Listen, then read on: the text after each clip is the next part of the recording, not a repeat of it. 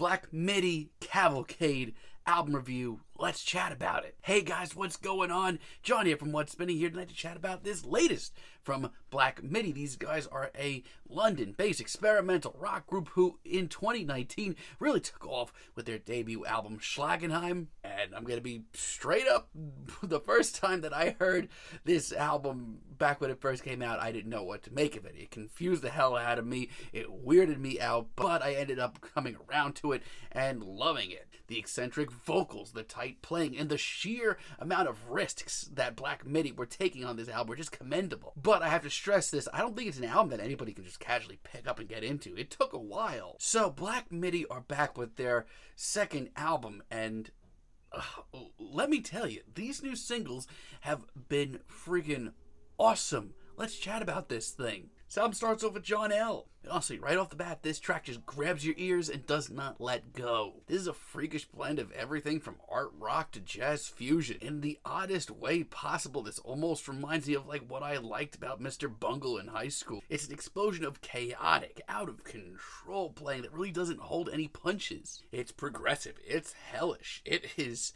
freaking out there, man, but it is really exciting. And I'll be honest, I didn't even know where to begin with this when I first started listening to this a few days ago. I didn't even know if I liked it or not, but now that I've taken some time and sat back with it, this album is so rewarding. Oh, we also get the final 2 minutes here, which is so much more atmospheric and grim and even more hellish. This is awesome. Overall, this is one of the most interesting albums I've heard all year. I mean, you genuinely don't know what you're going to hear next. Take, for example, Marlene Dietrich. This track is a lot more fluid. It's almost like a weirdo ballad. It's super elegant, and it shows a completely different side of Black Midi. It's gorgeous, it's really well done, but it also is totally freaking out there. I mean, those lyrics. Then we have Chrondomalacia, Patella, and honestly, I love the freakish, off-kilter funk of this one. This has nods from like the early days of Jane's Addiction to the early days of the Mars Volta. But between the tortured horns and the very tense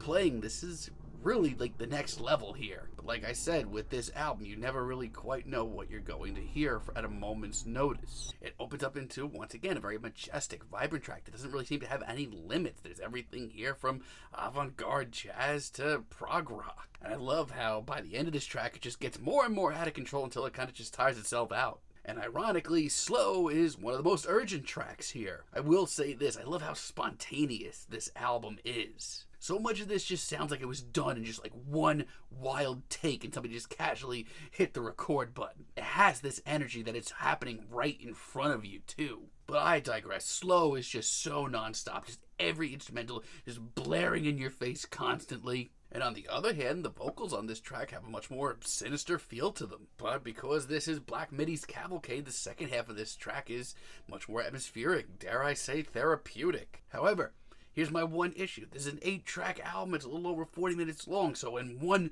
long track really stands out, it really slows this album down probably more than it usually would. Diamond Stuff is that track. This track is so freaking boring. This album so far has been a non-stop thrill ride. This is not that. And you know what? There's some tense moments. There's some odd moments. There's even some weird drones in the later half that actually sound pretty cool compared to the rest of this album. This is pulling teeth, and I just cannot with it.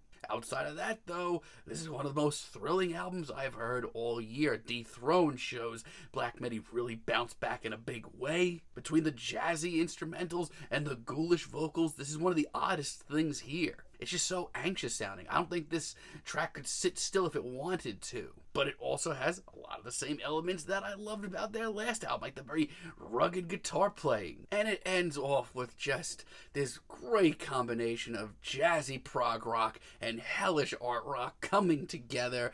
It sounds like a good time. And may I just say, every time I let my guard down with this album, it comes back and it bites me on the ass. Hogwash and Balderdash is awesome. This is a wide-eyed, eclectic, practically spoken word track. And between bizarre rants and constant instrumental breakdowns, it's a wild ride. Just know that you're probably not going to keep up with everything here. And Ascending Forth is a really fantastic finale. This is probably the most classically tuned progressive rock track here. But all like great, truly progressive rock, it actually, progresses nicely too.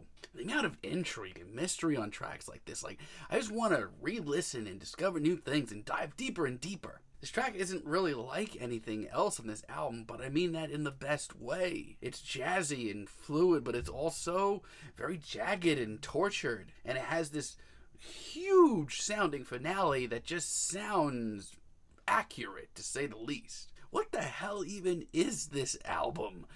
Yeah, I mean that in the best way. This album is a freaking blast. It is one of the most thrilling things in any genre I've heard all year. This is not the experiment in math rock and noise rock and experimental rock that Schlagenheim was. No, this album has everything from progressive rock to avant-garde jazz and more in store. It's going to be tough to follow at times, and it's going to be harder to swallow at other times, but it is a wild album, one that demands re-listens and close attention, but it is easily one of the most exciting things I've heard all year. I'm feeling a very strong 8 on this album, but let me know what you guys think down below. If you like the video, be sure to give us a like, give us a subscribe, and let me know down below what you would like for me to chat about in the future. And until next time, have a great day, guys.